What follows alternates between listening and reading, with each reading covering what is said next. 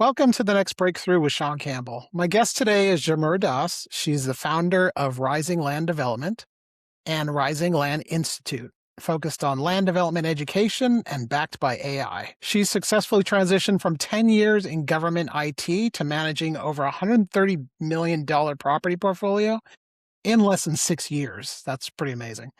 With a black belt mindset and a strict $2 million profit rule, she is here to show us how to digitize dirt and de-risk the deal.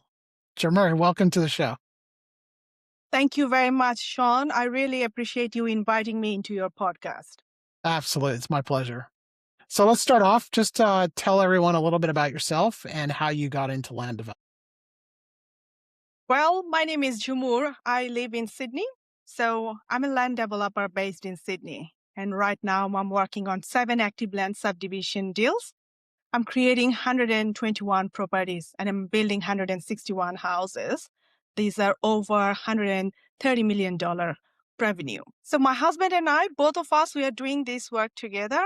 And what I specialize is securing off-market properties. I hear it all the time, like 99% deals really doesn't work. But to make profit from this, you got to secure off-market. Go to the vendor directly. You got to get the terms. And that's only how you can make your profitable deals. That's why I keep telling you, the $2 million deal, every deal I do, I got to make $2 million. That's my rule. That's how I keep doing. That's pretty much it. And then I started a new company. This is my Rising Land Institute. And this is where I actually have jumped into AI. I've invested in AI. I'm creating my own AI. And I started this land development education program to sharing with aspiring students. Anybody who wants to join in the land development industry, learning my blue step. And also know how do I make $2 million from every land deal. And the most important thing, AI is included there. Wow. And you have a very strict rule there that you have to make $2 million. I mean, Australia is known for quite expensive housing. Like, I'm from the US originally. We don't have those same types of auctions that you see all the time on the street. It's a little bit different in the US. I think in Australia, I've noticed that, a lot of people sometimes struggling to buy those properties. So just to give the audience a sense of, who are your ideal customers that are coming to you saying, hey, we want to be part of this land development deal. Can you give us a sense of the type of investors that you work with? Yes, definitely. Australia versus the other countries, UK, USA, their property markets are totally different. So you will see the trend. They're all different one. In Australia, what I've noticed is ideally the investors, people who love to work with me, most of the time people see this one, they are, let's say, they're too busy within their job, but they have a desire to grow their wealth. So they need someone who's experienced, they can secure the deal, whom they can actually trust, and that will make them profit. There is one category. And there's other categories, people like who wants to create generational wealth. Like they're financially free. They may be time poor, but they want to build a legacy for themselves. And these are the people who want to say, okay, maybe 1, 2, 3 houses, that's not enough. We want to build something significant.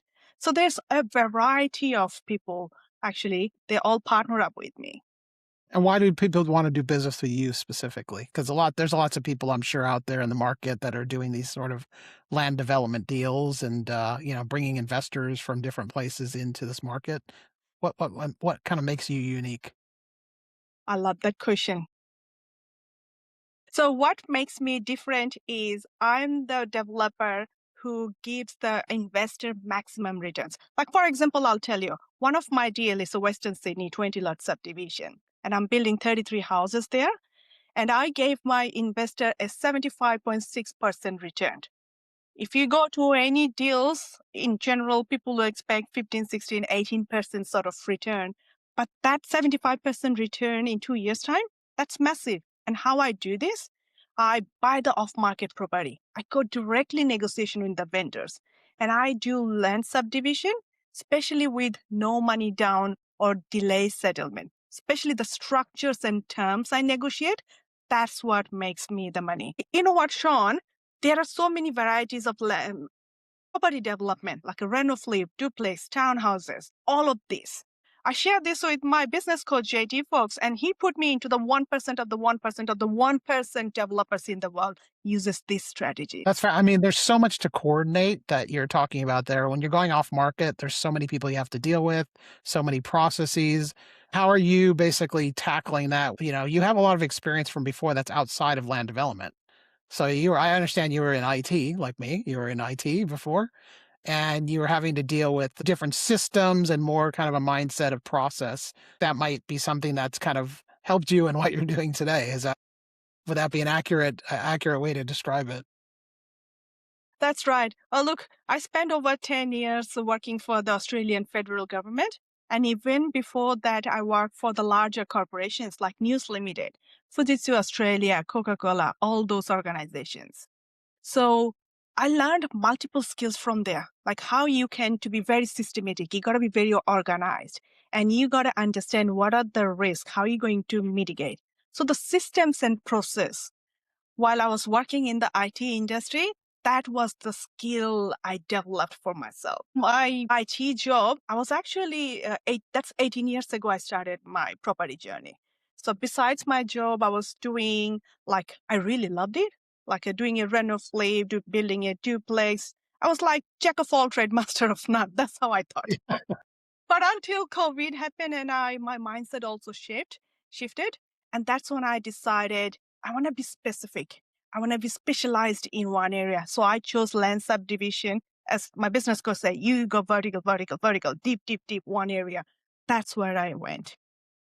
A lot of entrepreneurs will struggle with this shiny object syndrome. You know, to be the next course, the next thing, like, they'll get very excited about something, but to your point, not go very deep on that one thing that maybe will drive things forward. How do you keep that discipline? Like, what do you do in your life to make sure that you're sticking to those processes, or there's techniques or the methods and the things that keep you going to make sure you have this massive impact that you're having? To be honest, mindset is one of the most important thing. I believe it. What I know is actually there is only two way you can change your mindset. Like, say something life-changing event happened to you. Or the second one is your personal development, which is every day you take little step by step towards a change. So it just mindset change, this shift, it doesn't happen overnight. It's not like one morning you wake up and you decide, I'll do things differently. It just cannot happen this way. So those are the two ways. And what I do, I work on my mindset every day. Like every morning, 6 a.m. to 8 a.m., I just totally focus on myself. I have this ritual I do every morning, like I would do some meditation, I'll do journaling and reading book. And then after that, I'll just do 30 minutes of exercise. And once this is done, I'm so happy because I focused myself during the day, first thing, and then I'll get back to my work. And the same mindset actually I apply into the deals. Because when I'm looking into the deals, I gotta be mindful of my rule. My rule is it's gotta make 20% profit on cost. It's gotta make 2 million net profit. Otherwise, those are the deals not worth of my attention. The deals you're talking about are, like you said, 75% return. That's incredible. So just give us a sense of what that particular deal was about. So that deal, let me tell you a little bit of story, because I like telling stories. So, um, before I select any deal, I'm very particular with my market research. I spend actually a lot of my time doing the market research because it's no point for me doing a land subdivision if people are not going to buy. If the demographic is not right, I wasted my time, my investor wasted their money. It's not worth anybody's doing any deal. So that deal, 20 lot subdivision in Western Sydney I talked about, that deal I actually secured with 2 years delay settlement. What does it mean? I secured with 3 months due diligence plus 2 years delays. So first of all, I did due diligence. Is there services available? Is the roads infrastructure? Can I develop this? What are the challenges? And then 2 years delay settlement, what it means, I didn't have any holding cost for 2 years. So if I compare that, let's say you buy a property on the market or from real estate side or agent, something on the market available. So you mostly have like a 6-week settlement and you have to start paying the mortgage straight away after that. So that's not the way I do. I do completely different way. And the structure I create, like a delayed settlement, call option, joint venture, all these things, most of the 99% people, actually population, they don't know this kind of things. So because of this structure, my deals make that much profit. And the 75.6% profit on is a 2 years return. When I talk about this deal, people say, I've never heard of these things. What are you talking about? But that deal, I have one Australian investor. He has actually invested $4 million cash. Can you imagine that? Because I took him to the side, I showed him the feasibility. Investor trust, it doesn't build if I just keep talking about it. I got to prove it through the numbers. So when Right. I prove it through the numbers, when I give them the comparable, they see, do the due diligence by themselves, that's when the investor trusts me. That's where this investor invested $4 million into this deal. So it's about being fully transparent with the partners. So they understand your process you're going to go through. They understand the due diligence you've done, and they understand that there's an expected expectation, obviously, of a certain return. What you're doing with the numbers is quite impressive. I'll just quickly share. This deal is looking to make 10.8%, 10.8 million net profit. And when I shared with this, can you imagine that sort of return, what it will do? Dollar value was, you do the number, you can see this sort of one. And that is where it adds value to the investor because then they can go back to their life, create on what they want, and the wealth is creating like a trusted partnership. This is what makes me happiness. I love creating wealth for myself, and I want to help other people create wealth for themselves.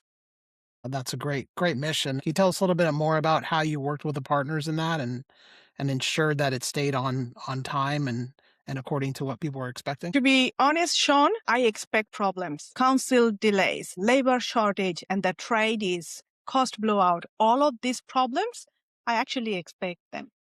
And why I expect them? Because this is something I have learned from my taekwondo. Like I'm a martial artist. I play taekwondo, and it just teaches me that when I step into a mat, I just I just don't expect nobody's going to kick me. It doesn't happen. When you step into a mat, you are expected. People are going to kick you left, right, center. You're going to expect punches. Like in Taekwondo world, what I do, I'll show you. Like a jab, jab, jab, jab, hook, hook. That's the thing. So I kind of expected the same thing with my developments because it's just not a smooth journey. There is a tradie shortage. There is a cost blowout. There is a council delays. So how I deal with this, I visualize if this is the problem going to come up, how I'm going to act. So I can stay calm mentally. And then in advance, I plan, okay, what are the things I can do? If this is going to happen, what are the 5 things I can do to solve this? So that actually helps me mitigate the risk. And whenever a problem happens, because always problem happens in the development world, I know straight away, okay, these are the strategies I have, do this. So I don't like to stay in problem, to be honest. This is part of my personal development. How can I be resourceful? How can I solve a problem faster? So I'm always looking for the solution.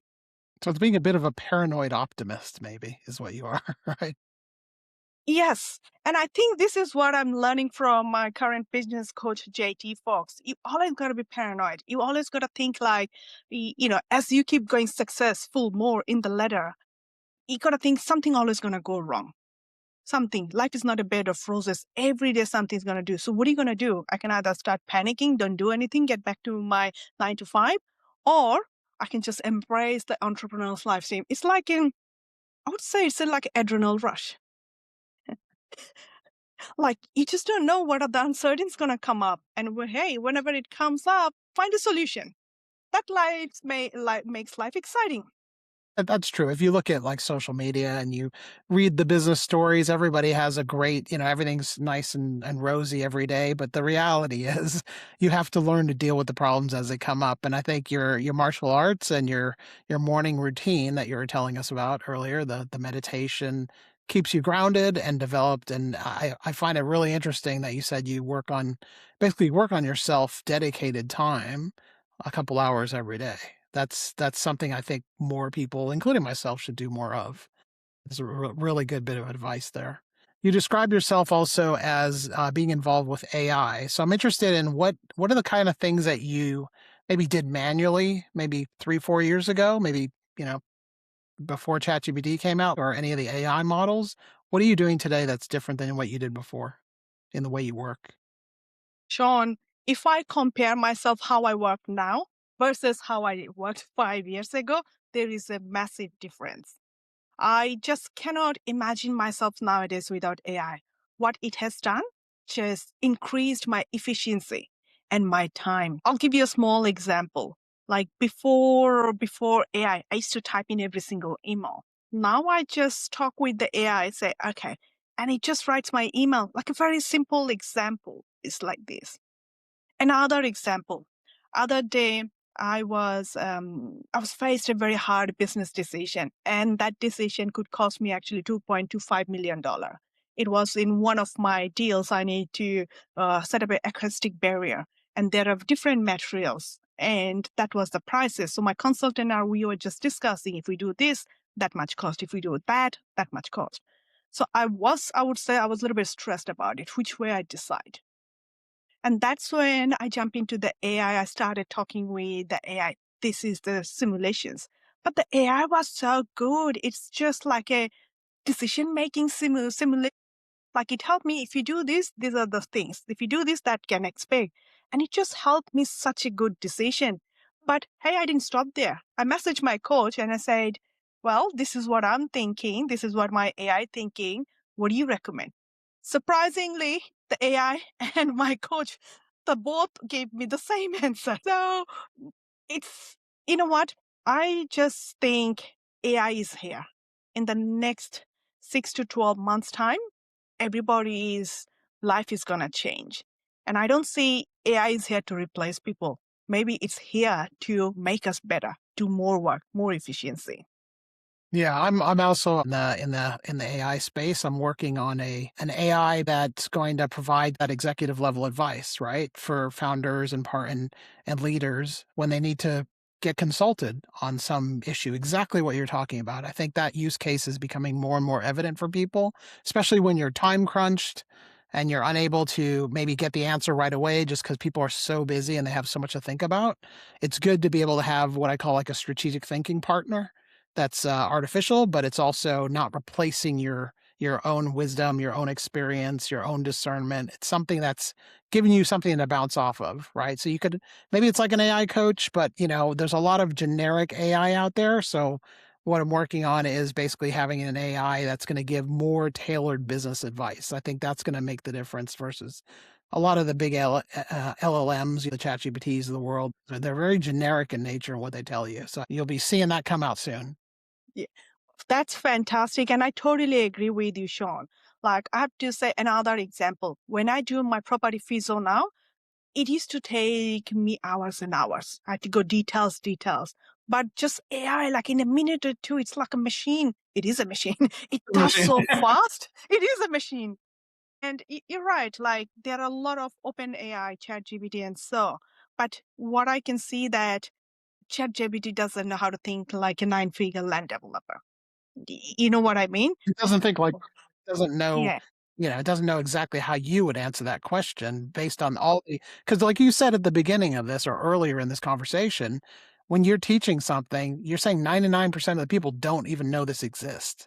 No. They just think, "Oh, I gotta pay my mortgage immediately, right, as soon as I get in there," but you're saying, "Look, there's things you can do to develop land and find those returns without having to tie up your money right away." And if generally that's not known, well, that's what the AI is gonna tell you. They're gonna tell you the 99%, not the 1% that you're sharing. Yeah. And that's why I think you're down a massive step. You are personalizing it. You are having your own AI rather than using something is available, something very accessible in the market. But is it really going to make you rich? That's the question. Yeah, I know it's definitely impacted my life using AI since it's come out. I mean, I was early adopter of ChatGPT. I think now people are starting to realize that there's some privacy concerns as well. People will say, Mm, "Do I really wanna put all of my business information into one of these models that is training on your information and sharing it with everyone else?" I think that's mm, one concern. I think also people are thinking about, again, back to the generic value of some of the stuff that's in there. If you think about most of those LLMs are scraping data off the internet. And most of the internet is, to be honest, garbage, if you think about it.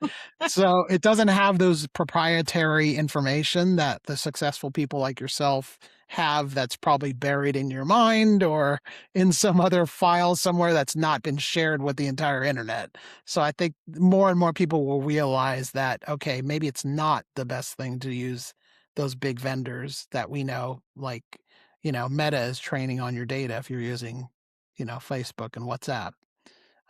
Google is going to train on your data. They're probably reading your emails when you're sending it. So I think a lot of those people are starting to consider maybe I need my own private AI for yourself that's grounded in who you are, but also grounded in information from the leading business minds out there. I think that's going to be an important thing for a lot of leaders. You are spot on. That's what I believe. Everybody should at least learn so they will know how to protect their privacy, their information, because it's their intellectual property and they need to learn how to protect it.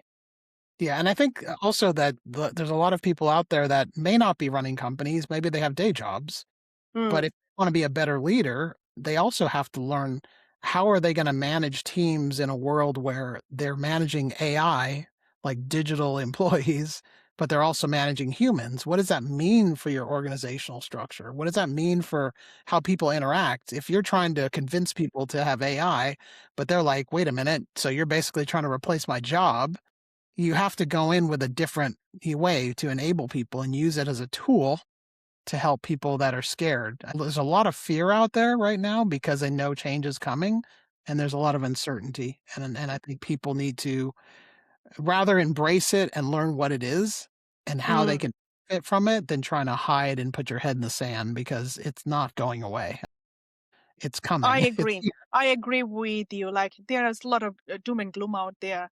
But hey, every time technology evolves, human beings, we get benefited. So there is a way. We are the one creating AI. So human being and AI, we can work together. Even we can make our performance better. That's the way I look into. Yeah, absolutely. And I think you're already using it. You've been a leader in using it in your area of land development and assessing deals and answering, those big decisions using AI. More people can learn from you on how that's done, for sure. Tell us a little bit about I know you're doing some programs coming up. There's like master classes and other educational opportunities, especially with how you're using AI. Can you tell us about your initiatives there? You are spot on, Sean. Thank you so much. I just fall into love with AI, to be honest. And that much that I've decided I'm creating my own AI. Okay, right. And if you, I'm very competitive. Anything also comes in, I want to be the first one to get in. So I think I'll be the first one to have AI into the land development education industry. In Australia, I haven't seen, or even overseas, I haven't seen anybody talking. People ask, what can AI do in the land development? Well, that's where I started using it. How can I make it better? I can do the feasibility in there. If I have to research for a property, I will give it instruction, right? This, search me up. So it can just save massively. If I have to make a business decision, okay. And again, you said, if you have a deal, you need to raise money, getting money partners. Well, you got to present to them. How are you going to qualify people? How you make your slides? All these things AI can do. And my master class, this is what this is what I opened up for land subdivision education. I often get asked, like, will you coach me? Will you mentor me? Do you coach anyone? Up until now, I've been telling everyone that, hey, look, I'm just a developer. I'm focusing on development. But then after speaking with my business coach, I feel like there's more I can contribute. And if I just keep everything to myself, it will be selfish of me. And from that point of view, I just founded Rising Land Institute, and that teaches people land subdivision. It's backed on the AI. So we've done traditional way. Now it's time to the AI to make money faster. This is what it's gonna be for. You And have I'm this very excited.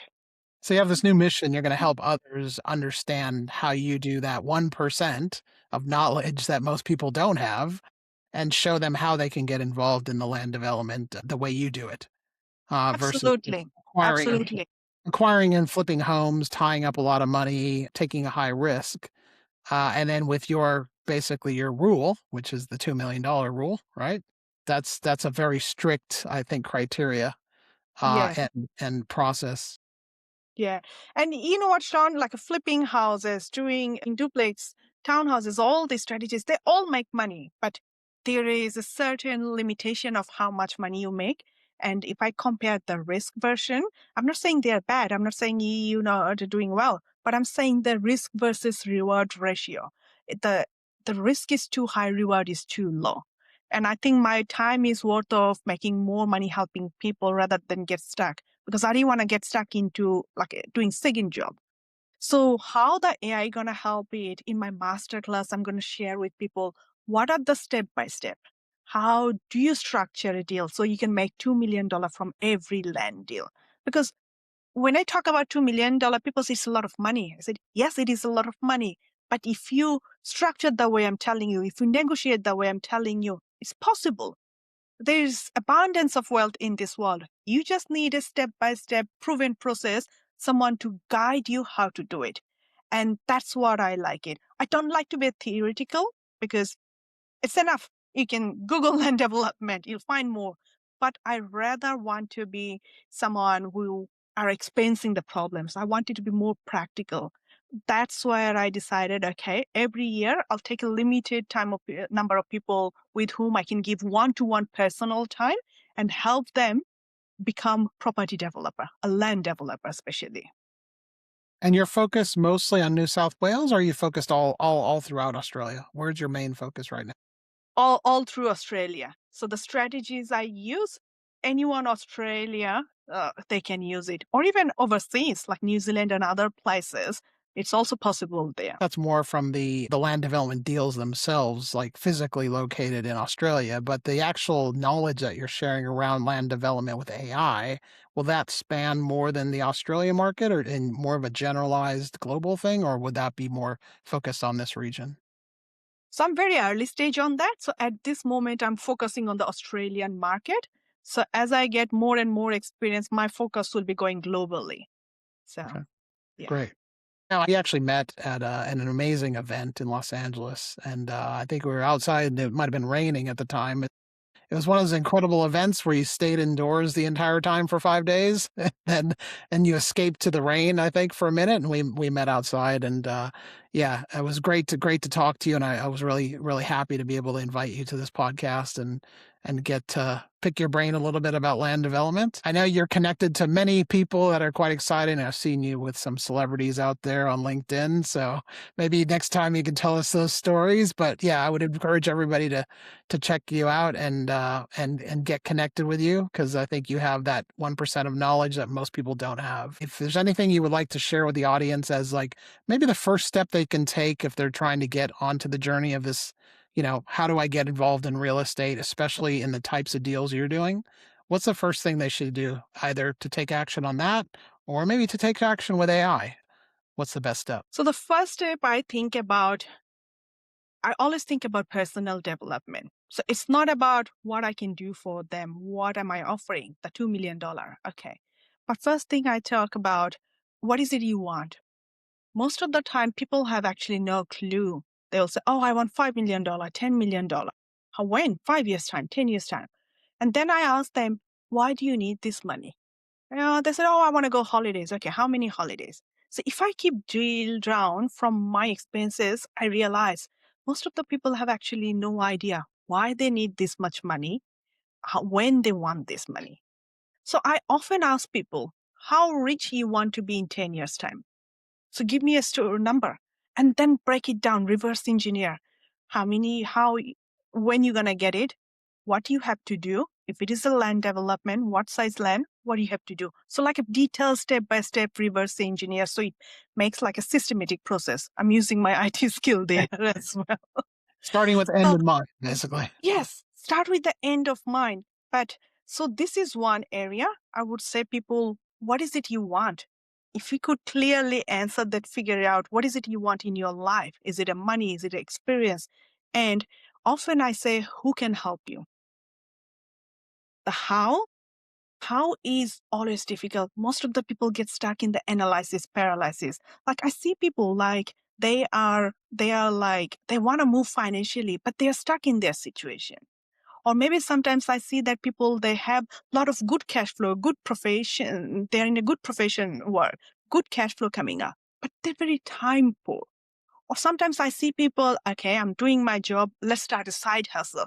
So they bought themselves second job, but they're nowhere nearing the closing to the financial freedom or the time independence or creating your legacy, or what are you leaving for your children or your next generation, or what are you contributing to our community. So that's the sort of people I want to actually help. And my message for them would be, start with end in mind, how rich you want to be 10 years time. And if you find it's too much, how to do all of this stuff, just find out who can help you. Because life is too short, and I don't want you to get stuck in the tyranny of how to do it. Find somebody else, because this is not the first person. I'm not the first person doing land development. So many people have done it. Find somebody who will help you reach their guideline. As someone who grew up very left brain, I suffered a lot from analysis paralysis. What I've been learning over the years is taking action is sometimes more important than thinking about it perfectly in theory in your mind. I think you shared some good advice there. What about from the AI side? What's your advice for how to get started with AI? Don't get left behind. Don't get left behind. And that's what I tell everybody. This is the land development program I'm creating. I put AI in there because I want to disrupt the industry. I'm the first one coming up with this industry putting AI. And I know, because I'm looking in the future, next 5 years, 10 years time, it will be a very common thing. People say, oh, that's common. Oh, let's use the AI in land development. But sometimes you need the visionaries. You need them to go and do the hard work so people can come join me. So don't be alone. Come join this AI and make sure which one is best, rather than is it your information protected? Actually, what are you using the AI for? And if see someone experience doing it, follow them, stay along with them, come along with them in the journey. That's great advice. If someone wants to get in contact with you, they've heard something on this episode and they're said, yeah, they definitely want to learn more about your classes or to get in contact with you about a certain property deal. What's the best way to get in contact with you? Well, you'll find me in the social medias like LinkedIn, Facebook, or Instagram. And my property development company is Rising Land Development. Anybody wants to reach out, they can just email me, Jhumur at risinglandgroup.com. I'll share with my email and QR code contact number. So anybody wants to connect, talk with me, so they can easily connect with me. Great. Well, thank you so much, Jhumur. I really appreciate you coming on, and look forward to reconnecting with you at the next coaching conference or executive conference, or maybe it's a land development conference. Who knows? Yeah, but we'll look forward to seeing you out there. If anybody is thinking about anything we talked about today that might find more interesting, definitely get in contact with Jhumur, and she's got her upcoming master classes all the time. So, yeah, please have a look out for that. So, thank you, Jhumur. Appreciate you Thank joining. Thank you so much, Sean. I really appreciate time, and I really enjoyed our conversation. Hey, let's do it again. Cool. Okay. Nice to see you. Thank you so much, Sean. Yeah. Nice to see you.